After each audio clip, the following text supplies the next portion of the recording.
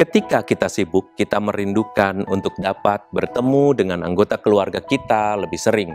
Ketika kita berada di luar, kita ingin berada di rumah. Mungkin bisa menyempatkan waktu untuk berbicara dengan anak-anak, dengan pasangan, atau dengan orang tua kita. Tetapi anehnya ketika kita diberi kesempatan begitu banyak berada di rumah, kita pun tidak luput dari kesulitan dan kerinduan kita berubah dari rumah untuk keluar. Sekarang ini kita de facto berada di rumah bersama dengan orang-orang yang kita kasihi. Mengapa kesempatan berada di rumah ini justru belum dapat menyamankan kita sebagai anggota keluarga? Saudara-saudari yang terkasih, komunikasi di dalam kasih, kebersamaan yang berkualitas, pemberian-pemberian diri yang tulus, dan cinta kasih yang terungkapkan akan menjadi jalan cerita yang mengubah ketidaknyamanan menjadi kenyamanan bagi kita. Kita dapat mengembangkan kebersamaan ketika satu sama lain berusaha membuat suasana menjadi lebih nyaman di dalam keluarga. Tidak ada orang yang sempurna di dunia ini, termasuk kita, pasangan, orang tua, ataupun anak-anak kita. Segala sesuatu yang terjadi di rumah adalah hasil dari kerjasama setiap orang yang berada di rumah itu. Jangan saling menyalahkan, tetapi mulailah dengan menuntut diri kita sendiri untuk membuat suasana menjadi lebih nyaman. Jangan juga saling menuduh, supaya setiap orang yang berada di rumah tidak merasa selalu disalahkan, selalu disudutkan. Berkata-katalah dengan lembut, dan ajarilah setiap orang yang berada di rumah sesuatu tentang Tuhan. Ketika kita berbicara tentang Tuhan, barangkali ada timbul keengganan, barangkali ada perasaan sok suci atau perasaan mengada-ada. Tetapi ternyata iman telah mengalahkan situasi yang tidak nyaman tersebut.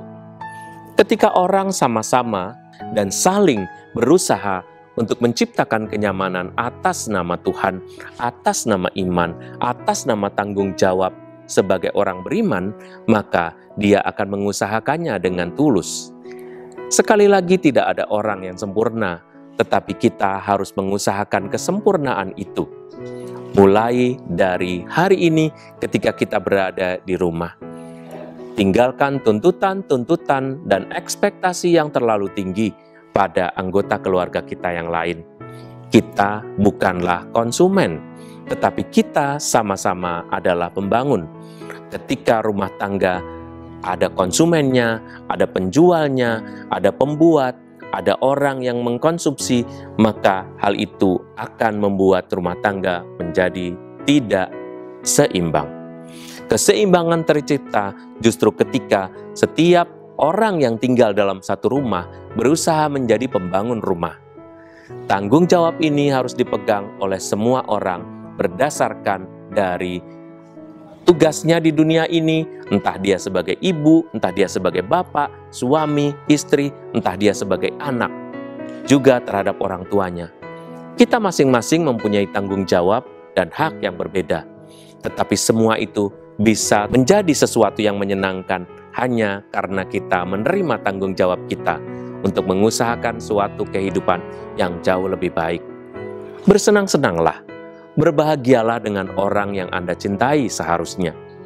Jangan menganggap kebersamaan itu menjadi sesuatu yang memberatkan, tetapi jadikanlah kebersamaan ini menjadi sesuatu yang Anda rindukan dan tidak akan pernah kembali lagi. Kita mengusahakan dalam nama Tuhan.